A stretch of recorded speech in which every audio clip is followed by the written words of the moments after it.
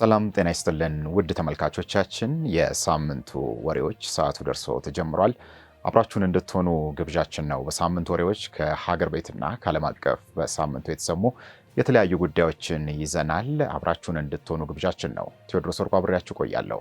መልካም ጊዜን ተመኘን። በትግራይ ክልል ለንግድና ኢንቨስትመንት የተወሰደ 32 ቢሊዮን ብር የባንክ ብድር ሳይከፈል ከነወለዱ አሁን 80 ቢሊዮን ብር ስለመድረሱ የተሰማው በዚሁ በያዝነው ሳምንት ነው። ከጦርነቱ በፊት በባንክ ብድር ተገንብተው በጦርነቱ የወደሙ ፕሮጀክቶች ዕዳ ሙሉ በሙሉ እንዲሰረዝ የክልሉ ንግድና ዘርፍ ማህበራት ምክር ቤት ብሔራዊ ባንክን በደብዳቤ ስለመጠየቁ ተሰምቷል። የባንክ ዕዳውን የንግድ ማህበረሰቡ መክፈል ስላልቻለ ከፕሪቶሪያው የሰላም ስምምነት በኋላ የመክፈያ ጊዜው ለ18 ወራት ተራዝሞ እንደነበር የምክር ቤቱ ፕሬዝዳንት አቶ በሪሁ ሀፍቶ ተናግረዋል። በክልሉ ለመስራት ብድር የወሰዱ ነጋዴዎችና አልሚዎች በተሰጣቸው የ18 ወር ጊዜ ሰርተው ዕዳቸውን መክፈል ሳይችሉ ቀርተዋል። ያስያዙት ቋሚ ንብረት ባንኮች በሐራጅ ለመሸጥ ሲንቀሳቀሱም በድርድር በድጋሜ የ1 ዓመት ተጨማሪ ጊዜ ሰጥቷቸው እንደነበር ያስታወሱት አቶ በሪሁ ምንም አዲስ ነገር ሳይፈጠር ወለዱም እየጨመረ የ1 ዓመት ጊዜ ገደቡም ባለፈው ወር ታህሳስ 16 ቀን 2018 ዓ.ም መጠናቀቁን አስረድተዋል። የተሰጣቸው የማራዘሚያ ጊዜ ደግሞ ውጤት ያላመጣው ተፈቅደው የነበሩ ማበረታቻዎች ባለመሰጠታቸው እንደሆነ ምክር ቤቱ ጠቁሟል። ለሶስተኛ ጊዜ ባንኮች ቋሚ ንብረቱን ለሐራጅ ማቅረብ እንቅስቃሴ በመጀመራቸው በቅርቡ ከብሔራዊ ባንክ ገዢ ዶክተር ኢዮብ ተካልኝ ጋር በጉዳዩ ዙሪያ ውይይት ማካሄዳቸውን የምክር ቤቱ ፕሬዝዳንት ተናግረዋል። ከዚህ ቀደም ተሰጥቶ የነበሩ 30 የብድር ማራዘሚያ ወራት ምን የተለየ ውጤት እንዳመጡ እንዲፈተሽ፣ ካላመጣ ደግሞ ሌላ አማራጭ እንዲታይና ምክር ቤቱም ያለውን ጥያቄ በጽሁፍ እንዲያቀርብ ተጠይቋልም ተብሏል። በዚህ መሰረት የትግራይ ክልል ንግድና ዘርፍ ማህበራት ምክር ቤት ምን መደረግ እንዳለበት ዝርዝር የያዘ ሰነድ ለብሔራዊ ባንክ አስገብቷል ተብሏል። በሰነዱ መሰረት አንደኛ፣ በባንክ ዕዳ ተገንብተው በጦርነቱ ሙሉ በሙሉ ለወደሙ ፕሮጀክቶች ማራዘሚያ ሳይሆን ሙሉ በሙሉ ዕዳው ከነወለዱ እንዲሰረዝላቸው ጥያቄ ቀርቧል ተብሏል። መልሰው ወደ ስራ እንዲገቡም ወቅቱን ያማከለ የገንዘብ ድጋፍ እንዲሁም ብድር እንዲመቻችላቸውና ማበረታቻም እንዲሰጣቸው መጠየቁንም አቶ በሪሁ ተናግረዋል። ሁለተኛ፣ በከፊል ጉዳት ለደረሰባቸው ደግሞ የውድመቱ መጠን በጥናት ተለይቶ ብድሩ እንዲሰረዝና ከጉዳቱ የተረፈውን ንብረት ጠግኖ ወደ ስራ ለመመለስ ብድር እንዲመቻችና ወለዱ ሙሉ በሙሉ እንዲቀር ተጠይቋልም ተብሏል። ስርቆትም ሆነ ውድመት ያልደረሰባቸው ነገር ግን በጦርነቱ ምክንያት ስራ አቁመው የከሰሩትን በተመለከተ በክልሉ በነበረው ችግር ምክንያት ባለመስራታቸው ለከፍተኛ ወለድ ክምችት ተዳርገዋልም ተብሏል። እነዚህ ተቋማት ስራ እንዲጀምሩና ብድራቸውን መክፈል እንዲችሉ የገንዘብ አቅርቦት እንዲመቻች በሰነዱ ለብሔራዊ ባንክ ጥያቄ መቅረቡንም ሰምተናል። የክልሉ አልሚዎች ካለባቸው የብድር ጫና ወጥተው ወደ ስራ እንዲመለሱ ጥያቄዎቹ መመለስ አለባቸውም ብለዋል። በብሔራዊ ባንክ በኩል ብድሩን የመክፈል ጊዜ እንዲራዘም ማድረግ እንጂ ወለዱን መሰረዝ ኃላፊነቱ እንዳልሆነ በመጥቀስ ይህንን ማድረግ የሚችለው የሚኒስትሮች ምክር ቤት ነው የሚል ምላሽ ሰጥቷልም ተብሏል። ምክር ቤቱ ግን ከዚህ በኋላ ተጨማሪ ማራዘሚያ ጊዜ መስጠት ማለት የባንኮች የወለድ መጠን 20 በመቶ ስለሆነ ያለውን ካፒታል መልሶ የሚወስድ ነው የሚል ስጋት አለኝ ብሏል። አሜሪካ ኢትዮጵያን ጨምሮ በ75 ሀገሮች ላይ የነዋሪነት ቪዛ እገዳ መጣሏን ያሳወቀችው በዚሁ በያዝነው ሳምንት ነው። የቪዛ እገዳው በመጪው ሳምንት ረቡዕ ተግባራዊ መሆን ይጀምራል ተብሏል። አሜሪካ የኢሚግሬሽን ቪዛ እገዳ ጥልባቸዋለሁ ብላ ይፋ ካደረገቻቸው ሀገራት ውስጥ ኢትዮጵያ አንዷ መሆኗ ተጠቅሷል። ጊዜያዊ እገዳ ነው የተባለው የኢሚግሬሽን ወይንም የቋሚ ነዋሪነት ቪዛ ሂደት እግድ 75 ሀገራትን የሚመለከት ነው። እገዳው ወደ አሜሪካ በቋሚነት ለመኖር ወይንም በግሪን ካርድ ለመግባት የሚፈልጉትን የሚመለከት መሆኑ ተነግሯል። ፕሬዚዳንት ትራምፕ ወደ አሜሪካ የሚገቡ የውጭ ሀገር ዜጎች በገንዘብ አቅማቸው ራሳቸውን የሚችሉ እንጂ በአሜሪካውያን ላይ ጥገኛ እንዲሆኑ ከዚህ በኋላ አልፈቅድም ብለዋል። የአሜሪካ የውጭ ጉዳይ መስሪያ ቤትም በዚሁ ዝርዝር ውስጥ ከተካተቱት ሀገሮች ወደ አሜሪካ የሚገቡ ሰዎች የአሜሪካውያንን ሀብት ያላግባብ እንዳይወስዱ ፖሊሲና አሰራሬን ዳግም እፈትሻለሁ ሲልም ተናግሯል።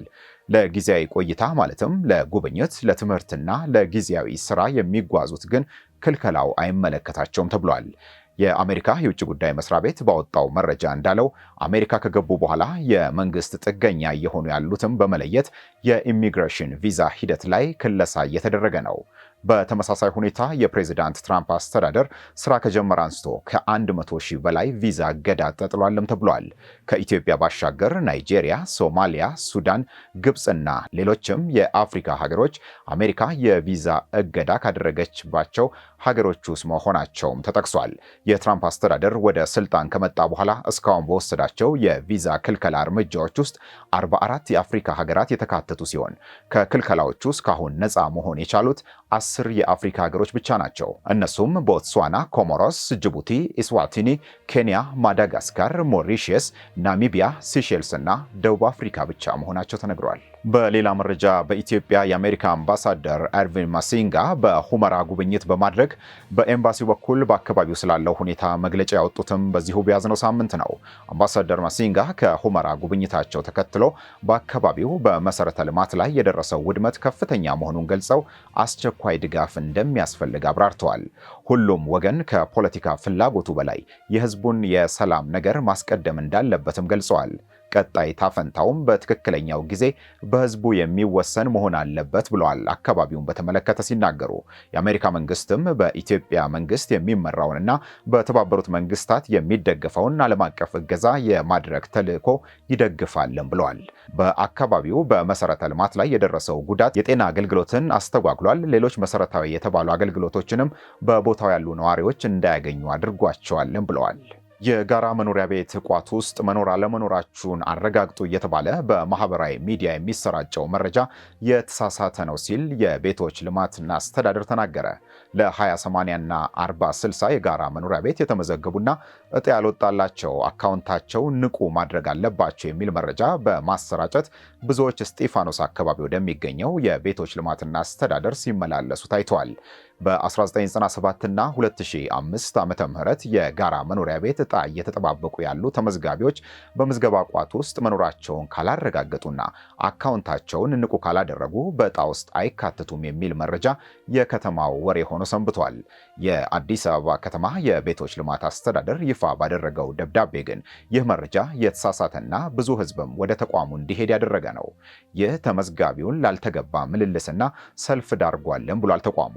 ለጋራ መኖሪያ ቤት ተመዝግበው እጣ እየተጠባበቁ ያሉ ወደ ተቋሙ መሄድ ሳያስፈልጋቸው በማንኛውም ጊዜ በተቋሙ ዌብሳይት ውስጥ በመግባትና የሂሳብ ቁጥራቸውን በማስገባት ንቁ መሆን አለመሆናቸውን እንዲሁም በቋቱ ውስጥ ስማቸው ስለመኖሩ ማጣራት ይችላሉም ተብሏል።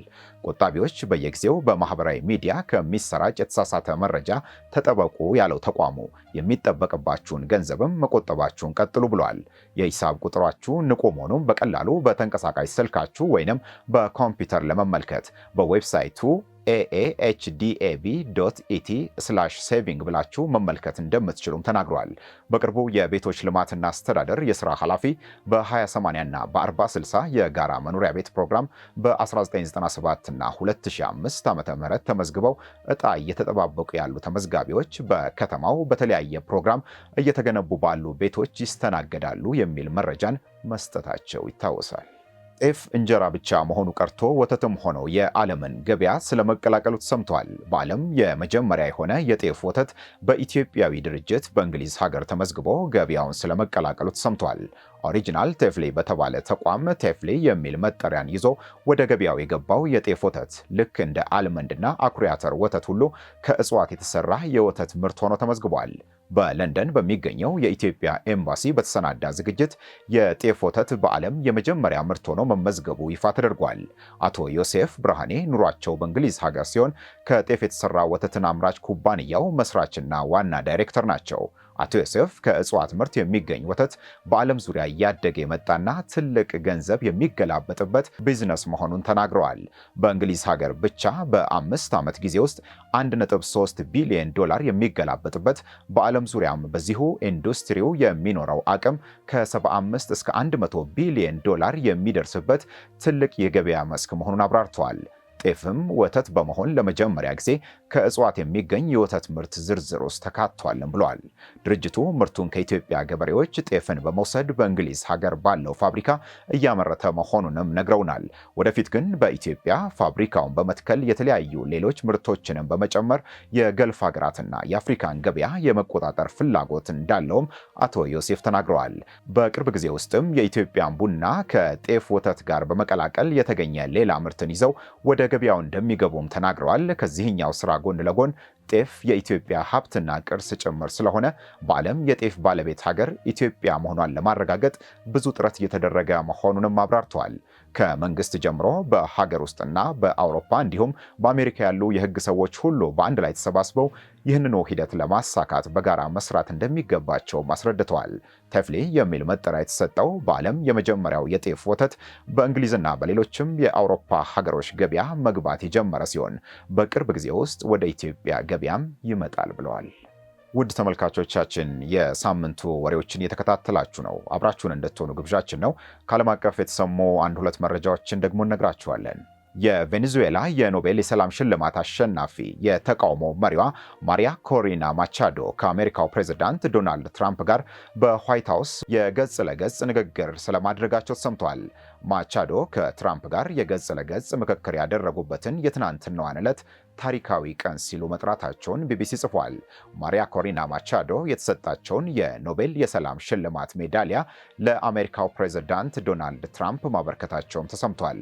የሰላም ሽልማቱ ኮሚቴ ቀደም ሲል የሽልማቱን ሜዳሊያ ከተሰጠው ሰው ውጪ ለሌላ ግለሰብ ማስተላለፉ ተገቢ አይደለም ብሎ እንደነበር መረጃው አስታውሷል። ማቻዶ ግን ሜዳሊያውን ትራምፕ ለነጻነታችን ላደረጉልን የተሰጠ እውቅና ምልክት ነው ማለታቸው ተሰምቷል። ከጥቂት ሳምንታት በፊት የአሜሪካው ፕሬዝዳንት ዶናልድ ትራምፕ በቬኔዙዌላ ወረራ በማስፈጸም የቀድሞውን የሀገሪቱን ፕሬዝዳንት ኒኮላስ ማዱሮን አሳግተው ወደ ኒውዮርክ መውሰዳቸው ይታወሳል። ትራምፕ ማቻዶን መልካም ሴት ናቸው ቢሉም ከአሁኗ የቬኔዙዌላ ጊዜያዊ ርዕሰ ብሔር ዴልሲ ሮድሪጌዝ ጋር መስራቱን ግን ምርጫቸው ስለማድረጋቸው የተነገረ ነው። ዴልሲ ሮድሪጌዝ በኒኮላስ ማዱሮ አስተዳደር ዘመን ምክትል ፕሬዝዳንት ነበሩ። በመጨረሻም ተምሳሌታዊ ተልዕኮ ያላቸው የአውሮፓ ሀገሮች ወታደሮች ግሪንላንድ መድረሳቸው ተሰማ። ፈረንሳይ 15፣ ጀርመን ደግሞ 13 ወታደሮቻቸውን ወደ ግሪንላንድ መላካቸውን አልጀዚራ ጽፏል። ብዛታቸው በዝርዝር ባይታወቅም እንደ ኖርዌይ ያሉ ሌሎች የአውሮፓ ሀገሮች ወታደሮቻቸውን ወደ ግሪንላንድ መላካቸውም ታውቋል። ወታደሮቹ ግሪንላንድ ደርሰዋል ተብሏል። የአውሮፓ ሀገሮች አሁን በቁጥቁጥ ወታደሮቻቸውን ወደ ግሪንላንድ መላካቸው የአውሮፓ ሕብረትን አጋርነት ማሳያ ተምሳሌታዊ እርምጃ ተደርጎ ተቆጥሯል። በግሪንላንድ ጉዳይ በአሜሪካ በዴንማርክና በደሴቲቱ ሹሞች መካከል በዋሽንግተን ዲሲ የተደረገው ንግግር ያለ ሁነኛ ውጤት መጠናቀቁ ተሰምቷል። የአሜሪካ ሹሞች ግሪንላንድን የሀገራቸው አካል የማድረግ ፍላጎታቸውን አጠንክረውታል ተብሏል። ዴንማርክ ወደ ግሪንላንድ ብዛት ያላቸውን የጦር አባላቷን ለመላክ ማቀዷም ተሰምቷል። በአርክቲክ ክበብ የምትገኘዋ ግሪንላንድ የአውሮፓዊቱ ዴንማርክ የራስ ገዝ ግዛት እንደሆነች መረጃው አስታውሷል። ውድ ተመልካቾቻችን የሳምንቱ ወሬዎች የዛሬው ተጠናቋል። ስለተከታተላችሁን እናመሰግናለን። ቸገርን በተለያዩ የዲጂታል አማራጮች ማግኘት ትችላላችሁ። ሰብስክራይብ እንድታደርጉ ቤተሰብ ሆናችሁ አብራችሁን እንድትቆዩም ግብዣችን ነው። ሳምንት በሳምንት ወሬዎች በሌሎች ጉዳዮች እንመለሳለን። አብራችሁን ስለሆናችሁ እናመሰግናለን። መልካም ሳምንት።